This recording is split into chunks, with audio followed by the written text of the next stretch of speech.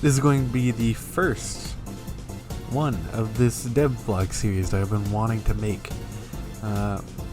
Hopefully endless. That's the goal, that every single time is just going to be something else, something new, or the next step of whatever I'm working on currently. It's not going to be specifically one series, it's not going to be specifically this thing or that thing. It's just whatever I'm working on. I enjoyed of the Psychodicy series, series by the lovely people of Double Fine. People behind Psychonauts and many other games, but particularly Psychonauts, because Psychonauts, the Odyssey, put them together, you get the Psychodicy. Episode 1 was just them reminiscing, talking about the stories of like the trials and tribulations that they had to go through to make the first game. Then the rest of it was splitting the team up between the VR game and the second game, finishing up the VR game, announcing the actual second game, and just eventually making it and sending it out into the world. Pretty much that's what I want to do here, but as it's happening rather than it all comes out at one time. But yeah, that's what I want to do. I want to be able to just go, hey, this is a model that I'm making right now. This is the thing that I'm learning in Blender. This is this thing. This is what I'm doing here. I'm working on this episode. Stuff like that. Because I think it's really cool in my own perspective. Because this is what I want to do. I want to make things that I think is fun. So I want to make something that allows people to know my progress. What I'm doing, what I have done, and what I will be working on in the future. This episode I'm just going to be showing off the main stuff that I'm doing. Of course I'm not going to try to give spoilers on story stuff, but I will, say it as blandly as possible where you can't really tell what's going on. Like, say there's a particular story arc, I'm not going to give names, I'm just going to say I want a character with where this is the kind of things that their arc goes off of. That's the idea. So far, I've made a couple models. Not too many. I mean, there's... I've had to redo 2 models, and I'm trying to think of a design for another. Finish up a design for one. Now I have to model it, texture it, whatnot, and all that stuff. Made a gun. It's very interesting looking, I must say. But it's been very fun. Each model I've been trying to do something brand new. So yeah, I'll pop those up. I'll pop those up right here. Alright, this is what I made. I made a freaking cube. I made a cube. I'm joking. This is the current model of this character. Here's the basics. Here's the synopsis of this series that I'm working. What am I working on? It's a short series. I just want to make it a bunch of episodes, things happening, etc. I've been heavily influenced by Darktide. Think of this guy as pretty much my version of an Ogren. He's the only of his kind, really. So it's not like this is set in Warhammer. This is my own story in the Warhammer 40k universe. No, it's not. It's its own universe on its own. Apocalypse scenario, multiple people surviving together. Team of 4. Think of it like a co-op shooter, but it's a series. Like, that's the way to put it. In this model, as you can kind of see, I've got IK stuff going. I'm able to wiggle his arm around, and it's able to do all the stuff I need to wiggle his feetsies around. He could kick around and whatnot. He's going to be equipped with a sledgehammer. But as you can also see, I've got facial rigging. Very simple texturing, I must as well say. But eyebrows, nose, mouth, upper lip, bottom lip. You get the idea. This was the first time I was doing facial rigging, and also this is the style that I'm working on. It is very, very simplistic, and that's what I'm going for, because that is what I'm capable of right now. I'm not making high detailed $1 million models, I'm just making what I can. This is just a testament to what I'm capable of making. Each one of these models is a step up. this first step was just to make a simple model for a very simple designed character. Heck, straight up, I didn't know how to make eyes for him, whether it be texture or I want it to be a model. So I just decided no eyes. It's a cool look for a character to have no eyes, and it's, you know, Cloudy with a Chance of Meatballs dad kind of thing. So I stuck with that idea. I made a couple little animations. I mostly post progress I've done so far on Instagram.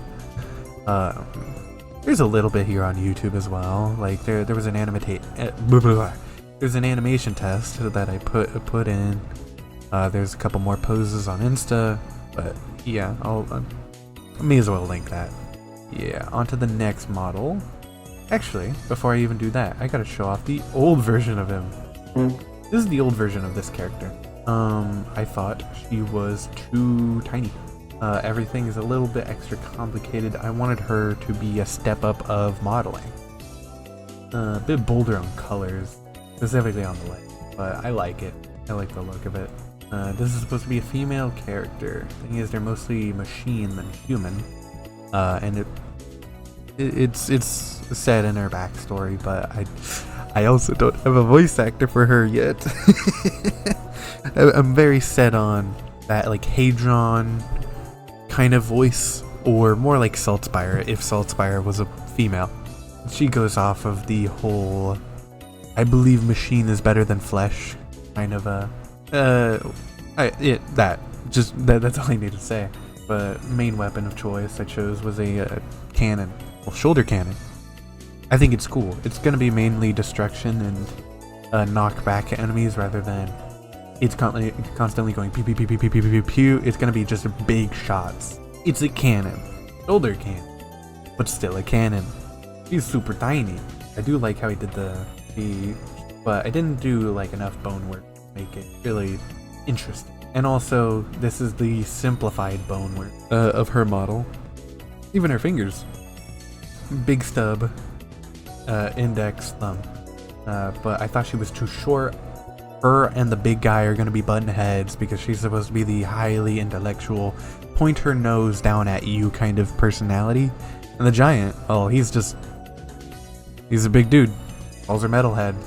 all the fun stuff that I can do and joke around with characters. This is the new one that I have finished just today, as of recording this. She is much taller. One of the things, it wasn't this particular thing that I learned, but her screen. So this shader nodes, but if we take a look at the bones, they're a lot more complicated and so much better. She's also got two cannons, so yeah. So we have IK, of course. IK is awesome. There's still FK on the hands, and I'm probably gonna make the hands a lot easier to work with. Say I want to do fists a bunch, I'll just do shape keys. Because I have IK on the legs. Looks a little bit awkward, but I also like the design that I went on feet this time. A lot more simplified, and it's just 2 extra little bones. This to move and this to move. Yeah, I'm very proud of this model, how I've worked on it. Especially this part with the cannons. So I did inverse kinematics on that bone. And on top of that, I did a damped track.